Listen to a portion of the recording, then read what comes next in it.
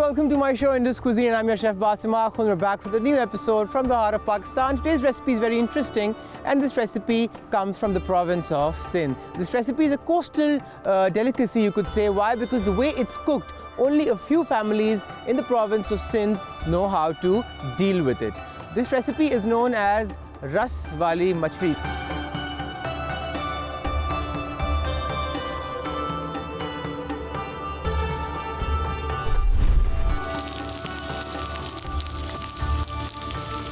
This recipe originated from the city of Thatta, which was once upon a time the area where the delta used to form before it went towards the sea. Now, delta is the part of the river which forms towards the end when it's taking all the water, all the fresh water, and dumping it into the sea. This is nature, it's not man-made. But as time passed by, the delta shifted forward, and Thatta only has a very famous lake called Jheel. You can use this fish. It's also known as dambra in the Sindhi language or rau in the Punjabi language.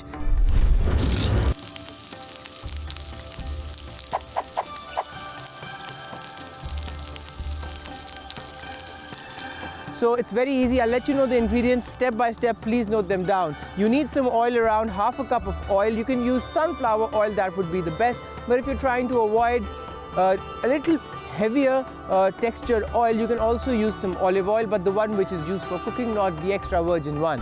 Then you can use around 3 to 4 lemon. You need the lemon juice basically. You need some ginger, garlic, some tamarind water. How is tamarind water achieved? You can get dried tamarind. It's a concentrated version. You add it into a water, let it sit for around like say 10 minutes, just mix it up and you'll have this water over here.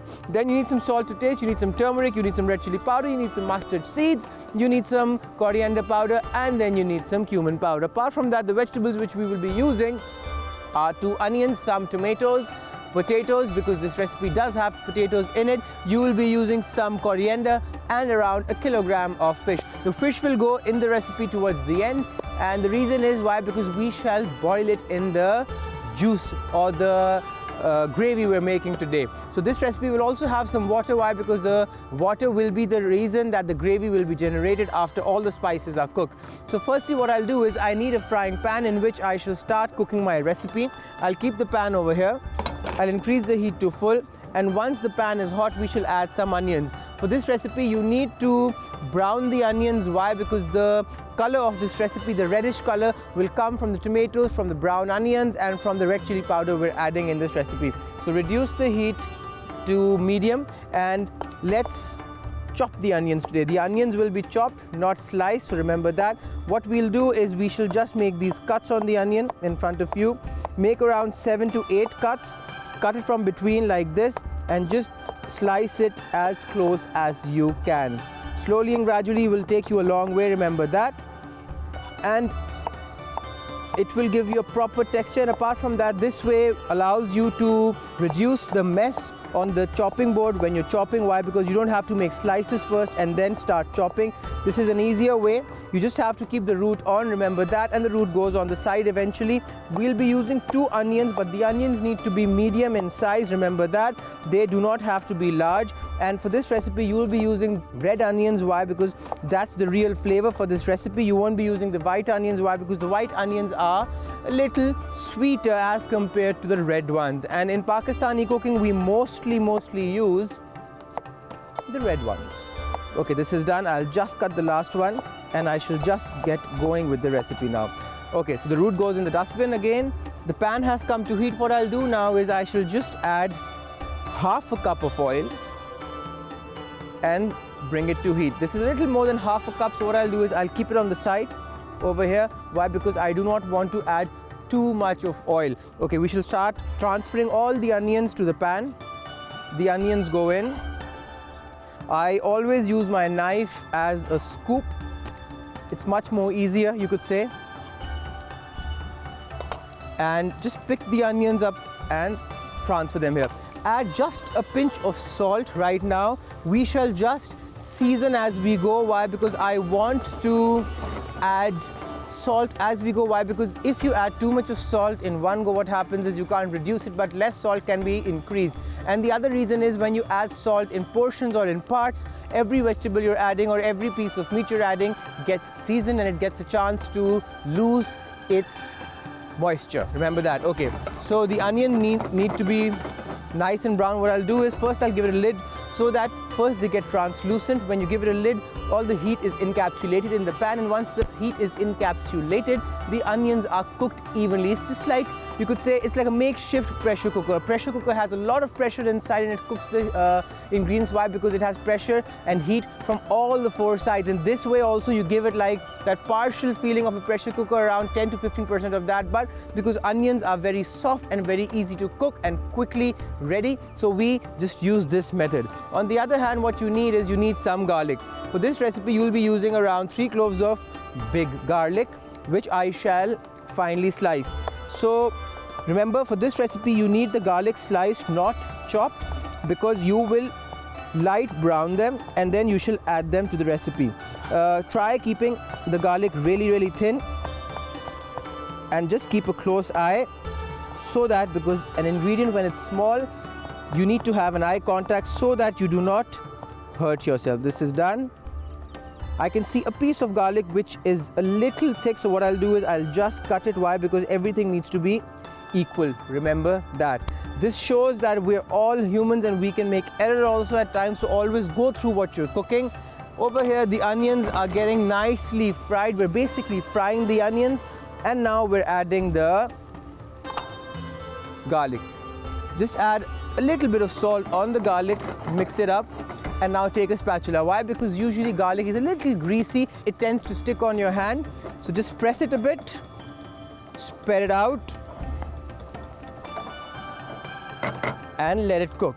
So now, the second thing what you need is you need some ginger. But the ginger shall be used in 2 parts. I'll just take the lid off. Why? Because now I want the moisture to evaporate. If I shall keep the lid on, what will happen is that the moisture won't evaporate and it will take more time for it to get brown. So I'll just take a quarter of the ginger right now. I'll keep it over here.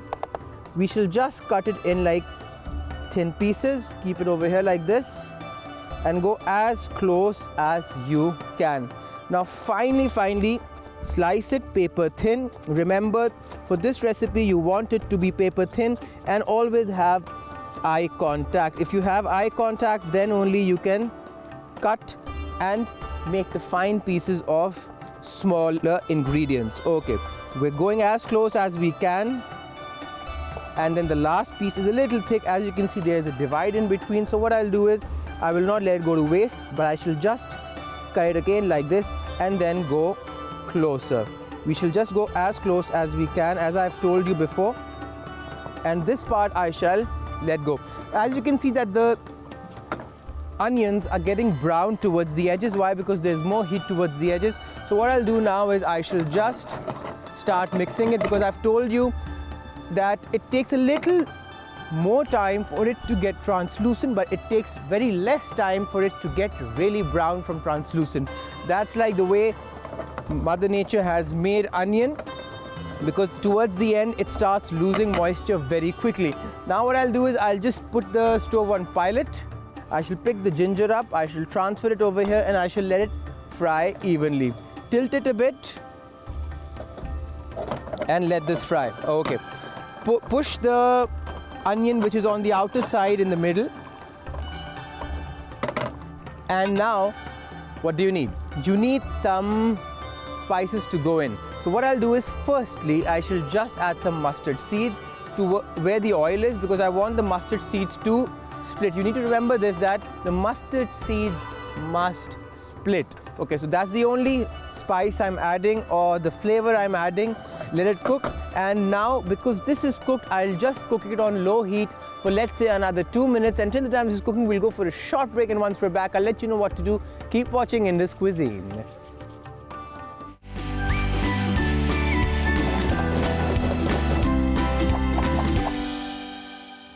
Welcome back. You're watching Indus Cuisine and I'm your chef Basim. Akhund. During the break, I just did nothing, absolutely nothing. I was just waiting for you. Why? Because I just took a very short break.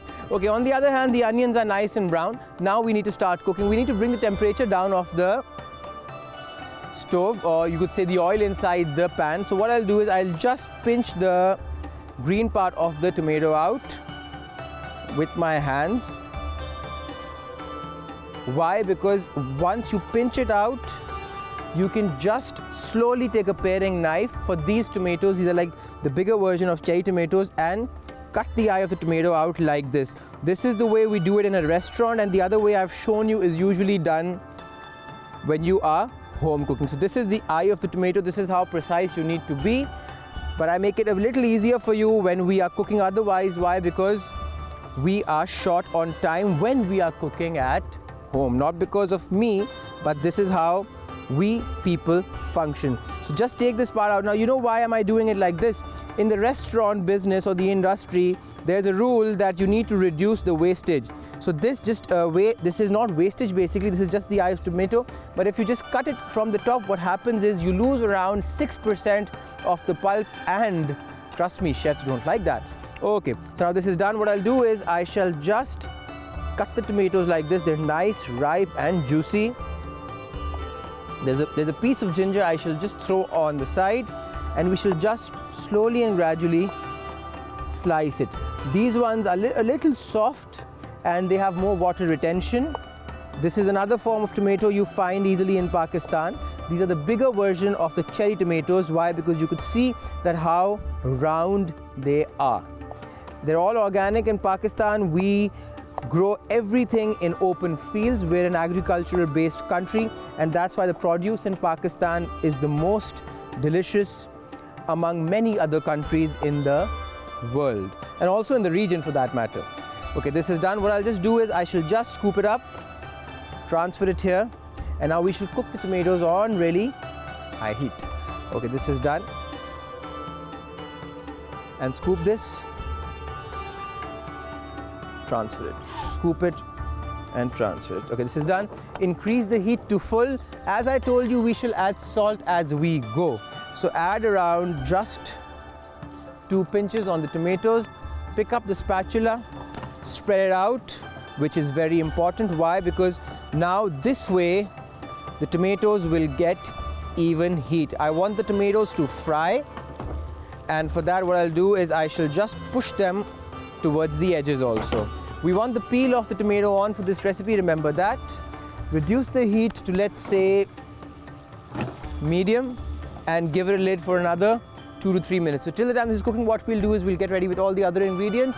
Now we're using 3 potatoes. You could say this is around 350 grams, but the potatoes are washed and scrubbed. If you do not have time for scrubbing, what you can do is you can put the potatoes in water, in room temperature water, not cold one, for around 10 to 15 minutes. What will happen is all the dirt or the grit on top will get really loose, and then you can just rub it and take it off.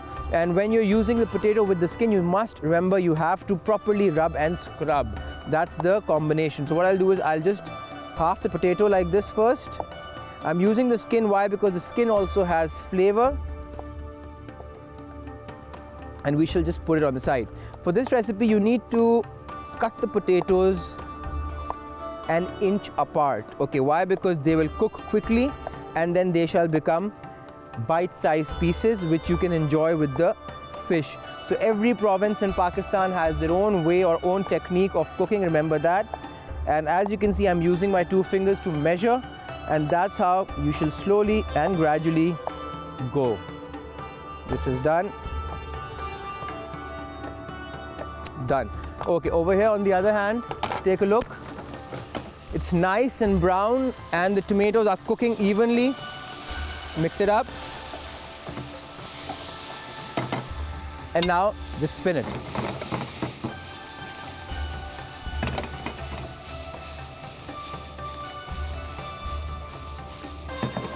This is done. Tilt it on the side and just press it so that the tomatoes start falling apart. I want the juice of the tomato to be mixed in this evenly.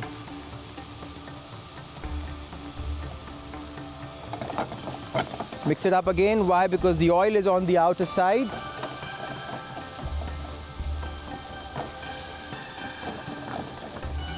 And the tomatoes are done. Now what I'll do is, because I don't want to put the potatoes right now, I shall just keep them on the side just for a bit. It's a basket, it's completely clean. But before that, what I need is I need the stove to be really low on heat, and I need some green chilies. For this recipe, you won't be chopping the green chilies. You shall be taking the sticks out or the stems out first. Remember that closely. Watch what I'm doing, and we'll take around 3, 4, 6 and 8 pieces. That is done. We'll keep the remaining 2 on the side. We shall pick the stems and throw them on the other side. Now what you need is you need a paring knife, which is over here.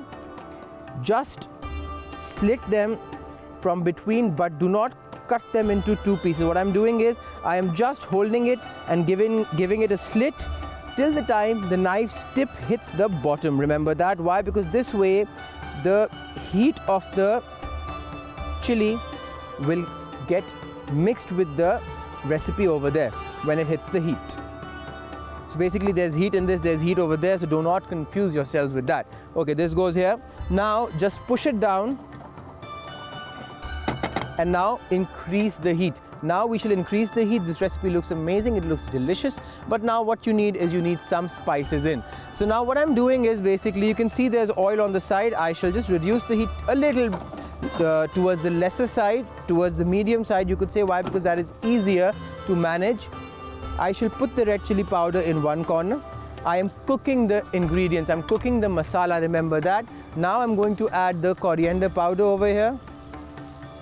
Then we shall add the cumin powder over here. I'm tossing it on the oil so that the flavor is properly balanced and the spices get a chance to cook evenly. We shall just add another pinch of salt, that is it, and the remaining I do not need, so I'll keep it on the side. And now we shall just mix it down a bit. So what you need is you need to just push the spice inside like this, slowly and gradually. On this side also, just slowly and gradually go in. And now scoop it up. Mix it.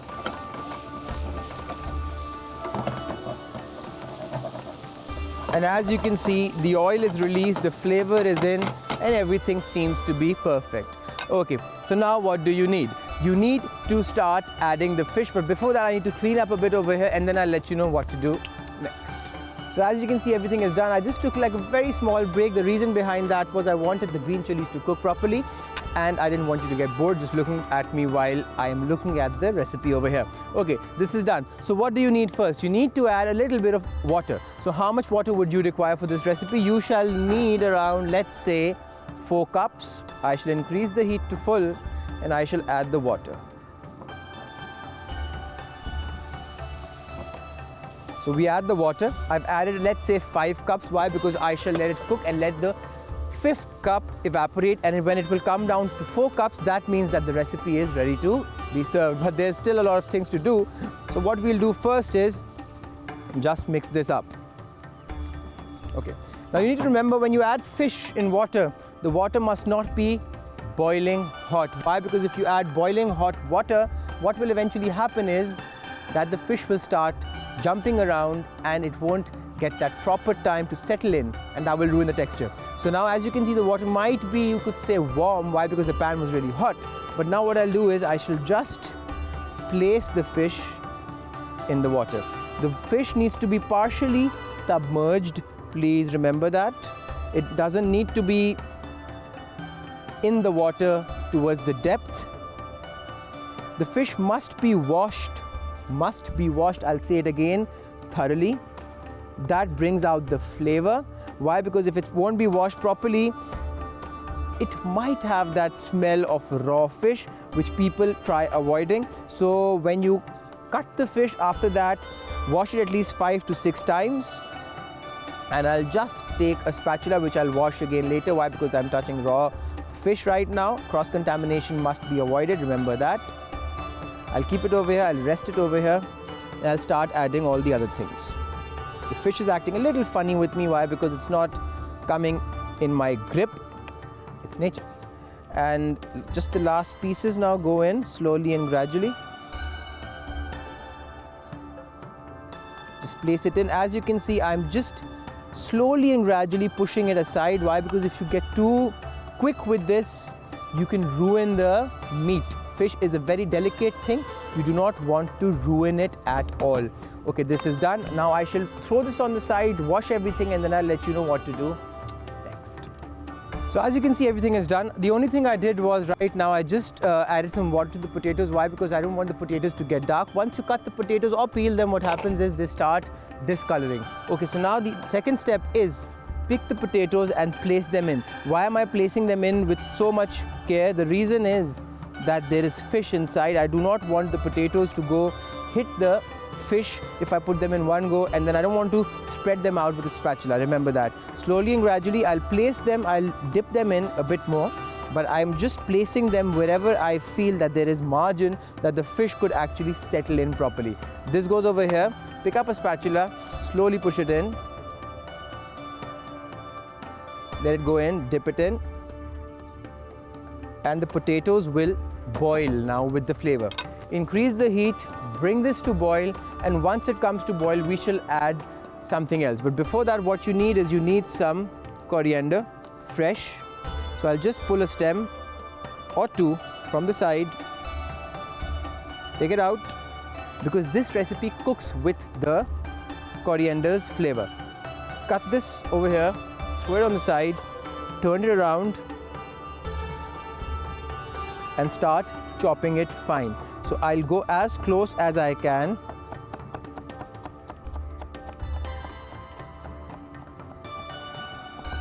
Mix it in,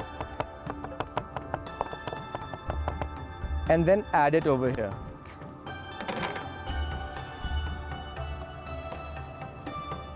It will release its flavor in the water properly and evenly. Don't worry about that. And now let everything cook in this pan for at least 8 minutes. Before that, do not add anything else. So I'll just give it a lid, and once it comes to full boil, what I'll do is I'll reduce the heat to medium low. So till I'm just cooking, what we'll do is we'll clear up, and then I'll let you know what to do next. So as you can see that the curry basically came to the boil, as we call it salan in our language. Now what you have to do is you need to have that even spread of boil. Remember that, otherwise you won't have everything cooked properly. The fish is cooking nicely. We just need to give it another 5 to 6 minutes. But before that, you need to add that zing to it. So what I'll do is I'll add some tamarind water. Now we will spread it out evenly. This is done. It brings the temperature down also. And then you need around 2 lemons, and we shall slice them. What I'll do is I'll just cut them from between, and to avoid the pits, I shall just keep my hand, which is clean, and I shall squeeze it in. I'll keep the remaining over here on the side, and I shall just squeeze it while I move my hand so that the droplets of the lemon start dispersing evenly. Remember that you need to disperse all the lemon so that you can cook properly and you can divide the flavor evenly. This is done. Take this, throw it on the side. So now everything is done. Let this cook for another 5 minutes without the lid so that the water reduces, and then we shall dish the recipe out in front of you. So we'll just clear up and then show you the final look of the recipe. So as you can see, there's an even spread of the boil in the pan. Second thing you need to do now is, or the last thing basically, is you need to add some ginger. But for this you need to shred the ginger, but towards the thicker side. So what I'll do is I'll slowly shred the ginger.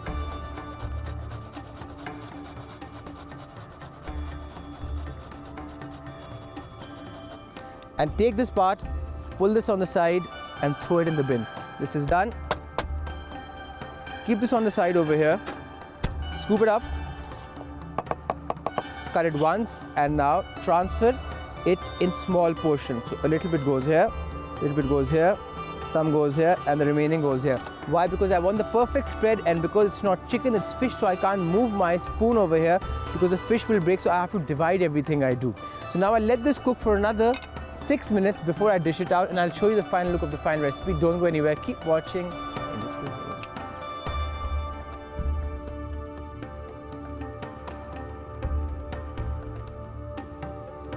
So as you can see, today's recipe is ready. It was very easy. It comes from the rural areas of Sindh towards the area where there is a city known as Thatta. Now this city, which has a very big lake called the Kinjhar Lake, even to date. and this recipe has fish which comes from the freshwater. If you do not want to use the freshwater fish, what you can do is you can also use seawater fish. It was very easy, made within 30 minutes, you could say. I hope you liked today's episode. I'll see you in another episode of Indus Cuisine. Take care of yourself, lovely people. Bye-bye.